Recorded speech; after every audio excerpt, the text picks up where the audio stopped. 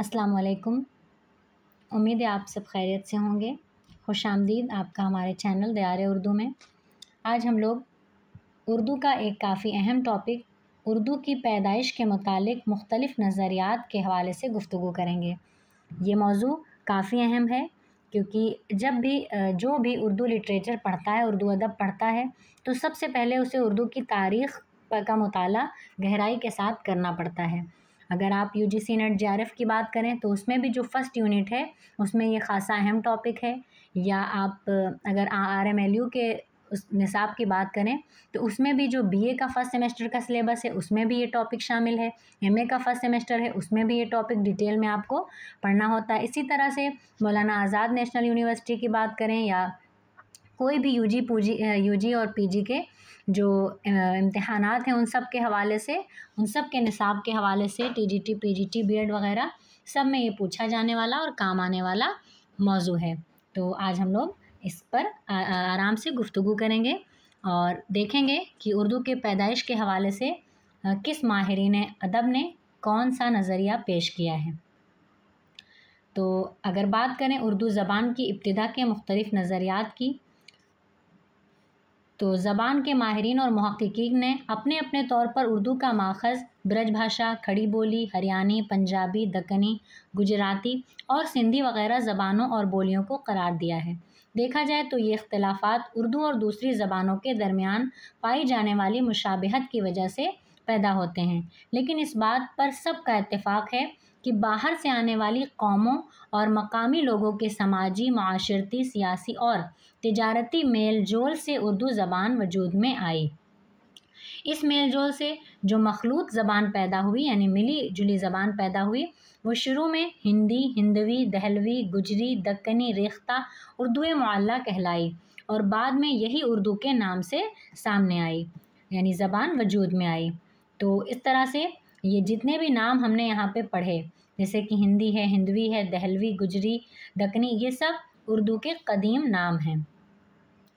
तो उर्दू की पैदाइश के सिलसिले में अक्सर माहिरीन लिसानियात ने अपने नज़रियात को पेश किया है। कुछ मुहक्किकीन ने अपने नज़रियात को साबित करने के लिए तारीख़ी हालात और वाक़यात का भी सहारा लिया है। कुछ लोगों ने लिसानी खुसूसियात को अपनी दलील बनाई है। कुछ लोगों ने ज़िमनी तौर पर अपनी किताबों में अपना नज़रिया पेश किया है, यानी नीचे ज़ेली तौर पर। बाज़ मुहक्किकीन ने बाकायदा अपने नज़रिए पर किताबें भी लिखकर अपने नज़रिए को साबित करने की कोशिश की है। ज़िमनी तौर पर जिन लोगों ने अपने नज़रिए को पेश किया उनमें मीर अमन भी हैं। उनका मानना है कि उर्दू अहद अकबर में पैदा हुई। उनके मुताबिक उर्दू हिंदुओं और मुसलमानों के मेल जोल का नतीजा है। इसी तरह सर सैयद ने उर्दू की इब्तिदा शाहजहाँ के अहद को बताया और उर्दू को मखलूत ज़बान कहा, यानी मिली जुली। इसी तरह और भी कई लोगों ने ज़िमनी तौर पर अपने अपने अलग अलग नज़रियात पेश किए हैं। तो अब अगर हम जो अहम नज़रियात हैं जिनके, उनमें से बात करें तो सबसे पहले देखते हैं मोहम्मद हुसैन आज़ाद, इनका क्या नज़रिया है। मोहम्मद हुसैन आज़ाद ने अपनी किताब आब हयात में अपने नज़रिए को पेश करते हुए लिखा है कि उर्दू ब्रज भाषा से निकली है। उर्दू ब्रज भाषा से निकली है। उन्होंने ये दलील पेश की है कि मुग़ल बादशाहों की हुकूमत का मरकज़ी इलाका आगरा था। आगरा और उसके आसपास ब्रज भाषा बोली जाती थी, जिससे अंदाज़ा होता है कि उर्दू ब्रज भाषा से निकली। इस सिलसिले में उन्होंने कोई सबूत पेश नहीं किया, इसलिए उनके इस नज़रिए से इत्तेफाक नहीं किया जा सकता। उन्होंने इस बात का भी ज़िक्र किया है कि मुसलमानों और हिंदुओं के समाजी, माशरती और सियासी इख्तिलात से उर्दू बनी है। अब ये मखलूत और इख्तिलात, ये लफ्ज़ बार बार आ रहा है, इस पर आपको गौर करना है, यानी मिला जुला। इसी तरह शौकत सब्ज़वारी, मुहय्युद्दीन क़ादरी ज़ोर, हाफिज़ महमूद शीरानी, सुनीति कुमार चटर्जी, मसूद हुसैन खां, सुहेल बुखारी और ज्ञानचंद जैन ने उर्दू की पैदाइश के सिलसिले में अपने नज़रियात को पेश किया है। इस सिलसिले में उनकी किताबें भी हैं। तो चलिए मुहय्यिद्दीन क़ादरी ज़ोर का नज़रिया भी देख लेते हैं। उन्होंने अपना नज़रिया हिंदुस्तानी लिसानियात में पेश किया है। अब ये हिंदुस्तानी लिसानियात क्या है? ये उनकी लिखी हुई तसनीफ़ है, उनकी किताब है। उनके मुताबिक उर्दू पंजाबी से निकली है। अभी मोहम्मद हुसैन आज़ाद ने क्या बताया कि ब्रज भाषा से निकली है। इन्होंने बताया कि उर्दू पंजाबी से निकली है। उनका कहना है कि उर्दू उस ज़बान से तरक्की पाकर बनी जो पंजाब में 12वीं सदी ईस्वी में बोली जाती थी। उनका मानना है कि उर्दू ज़बान की बुनियाद मुसलमानों के दिल्ली फतह करने से पहले पड़ चुकी थी और जब मुसलमानों ने दिल्ली को पाये तख्त बनाया तब वहाँ ये ज़बान पहुँची और उसकी पहचान हुई। तो इस तरह से इन्होंने अपना नज़रिया पेश किया है। इसके बाद अगला नज़रिया है हाफिज़ महमूद शिरानी का। काफ़ी अहम नज़रिया है। हाफिज़ महमूद शिरानी की जो तसनीफ़ है तो इनकी तसनीफ़ है पंजाब में उर्दू। तो यहाँ पे ये पंजाब में उर्दू इनकी तसनीफ़ है। तो इस तसनीफ़ में उन्होंने क्या बताया है कि अपने ख़यालात को पेश करते हुए लिखा है कि उर्दू ज़बान और पंजाबी की शक्ल आपस में मिलती है, इसलिए उर्दू पंजाब में पैदा हुई। उनका कहना है कि मुस्लिम हुक्मरान हिंदुस्तान में पंजाब के रास्ते से आए और कुछ बादशाहों ने पंजाब को रियासत बनाया। मसलन महमूद गज़नवी ने लाहौर को राजधानी बनाई थी, इसलिए वहाँ मुसलमानों और पंजाबियों में तहजीबी और समाजी रिश्ते कायम हो गए होंगे। उन्होंने लंबे अरसे तक वहाँ हुकूमत की, इसलिए अरबी, फ़ारसी और तुर्की के अल्फाज पंजाबी में शामिल हो गए होंगे और फिर वही ज़बान फ़ौजियों, सिपाहियों और ताजिरों के साथ हिंदुस्तान के मुख्तलिफ़ इलाक़ों में पहुँची और इस तरह से उर्दू ज़बान बनी। तो ये हाफिज़ महमूद शिरानी का नज़रिया है, जो कि उनकी तसनीफ़ पंजाब में उर्दू, जैसा कि नाम से ही ज़ाहिर है, उससे पता चलता है। और उन्होंने ये भी लिखा है कि यही ज़बान मोहम्मद तुगलक के ज़माने में दक्कन तक पहुंची। वहां सूफियों और उस वक्त के शायरों ने उसे अपनाया और वहां उसकी परवरिश होती रही। फिर ये ज़बान दिल्ली पहुंची और शुमाली हिंद के इलाक़ों में फैल गई। उन्होंने अपने नज़रिए की दलील भी पेश की है। लफ्ज़ों और जुमलों की बनावट और तरकीब में उर्दू और पंजाबी मिलते जुलते हैं। इस तरह दो ज़बानों के कवायद भी एक जैसे हैं, इसलिए इसी पहलू को उन्होंने बतौर दलील पेश किया है। तो उम्मीद है आपको इनका नज़रिया भी समझ में आ गया होगा, हाफिज़ महमूद शिरानी का। इसके बाद अहम नज़रिया है नसीरुद्दीन हाशमी का। तो उनका नसीरुद्दीन हाशमी का नज़रिया ये है कि उर्दू ज़बान दक्कनी बोली से निकली है। कहाँ निकली है? दक्कन से। और उनकी किताब है दक्कन में उर्दू। तो नाम से ही पता चल जाता है, दक्कन में उर्दू ये उनकी तसनीफ़ है। उसमें उन्होंने ये नज़रिया पेश किया है। उनका कहना है कि 7वीं सदी में अरब से कई ताजिर तिजारत के लिए हिंदुस्तान आए और मालाबार के साहिली इलाक़ों में उनका क़याम रहा। फिर रफ्ता रफ्ता वो लोग फैलते गए। मकामी लोगों से उन्होंने अपने रिश्ते भी कायम किए और फिर बातचीत में उन्होंने मिली जुली ज़बान का सहारा लिया, जिससे अरबी के अल्फाज और मकामी बोलियों के अल्फाज आपस में मिल गए और इस तरह एक नई ज़बान बनी। फिर यही ज़बान तरक्की करके बाद में उर्दू कहलाई, लेकिन मुहक्किकीन ने उनके इस नज़रिए को गलत साबित किया है। तो ये नसीरुद्दीन हाशमी का नज़रिया है कि उर्दू की पैदाइश दक्कन में हुई है। इसके बाद बात करें सैयद सुलेमान नदवी की। तो इन्होंने क्या नज़रिया दिया है उर्दू ज़बान से मुतालिक? सैयद सुलेमान नदवी का नज़रिया ये है कि उर्दू सिंधी ज़बान से निकली है। उर्दू सिंधी ज़बान से निकली है। इसका ज़िक्र उन्होंने अपनी किताब नुकूश सुलेमानी में किया है। ये इनकी तसनीफ़ है नुकूश सुलेमानी। तो इसमें इन्होंने बताया है, ये दलील पेश की है कि बाहर से आने वाले मुसलमान सबसे पहले सिंध में ही ठहरे। वहाँ वो तकरीबन 4 साल तक हुकूमत करते रहे। इस तरह वहाँ मकामी लोगों के साथ उनका समाजी, तिजारती और कारोबारी मेलजोल रहा, जिससे एक मिली जुली ज़बान पैदा हुई। फिर वही ज़बान तरक्की करके उर्दू बन गई।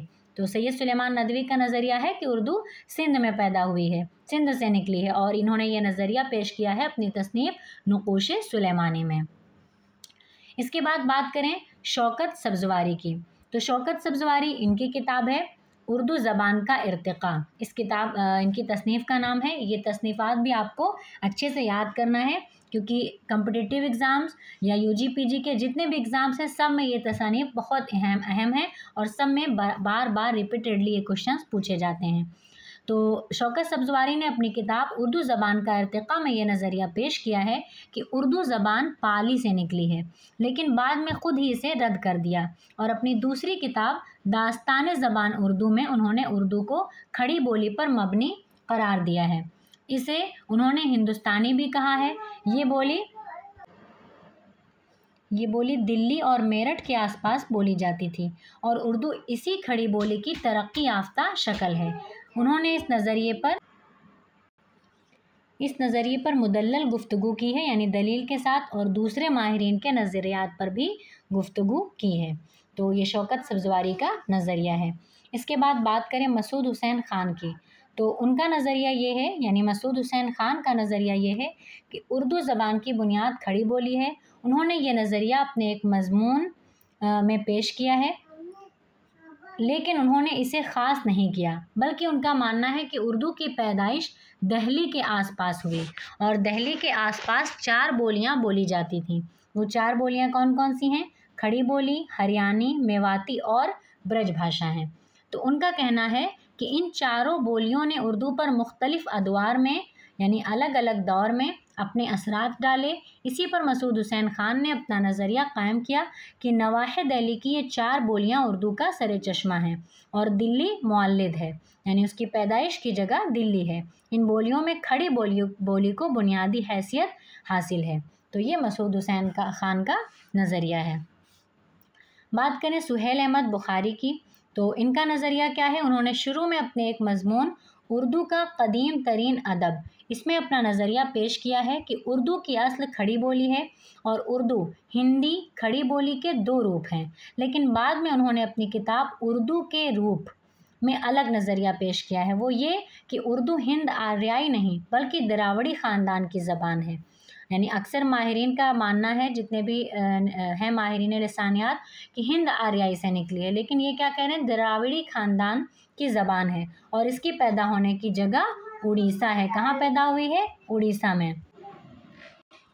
तो सुहेल अहमद बुखारी ने क्या बताया है कि उर्दू की पैदाइश की जो जगह है पैदा होने की, वो उड़ीसा है। उनके नज़रिए को लोगों ने सरासर रद्द भी किया है। तो इसके बाद बात करें नज़रिया ज्ञानचंद जैन का, काफ़ी अहम नज़रिया है इनका भी।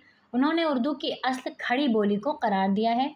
उन्होंने पंजाबी, हरियाणी, ब्रजभाषा और दक्कनी वगैरह के नज़रियात को रद्द किया है। उन्होंने चंद बुनियादी अल्फाज को देखते हुए उर्दू, हिंदी और खड़ी बोली को एक माना है। उनका कहना है कि उर्दू के आगाज़ को 2 मंजिलों में ढूंढना चाहिए।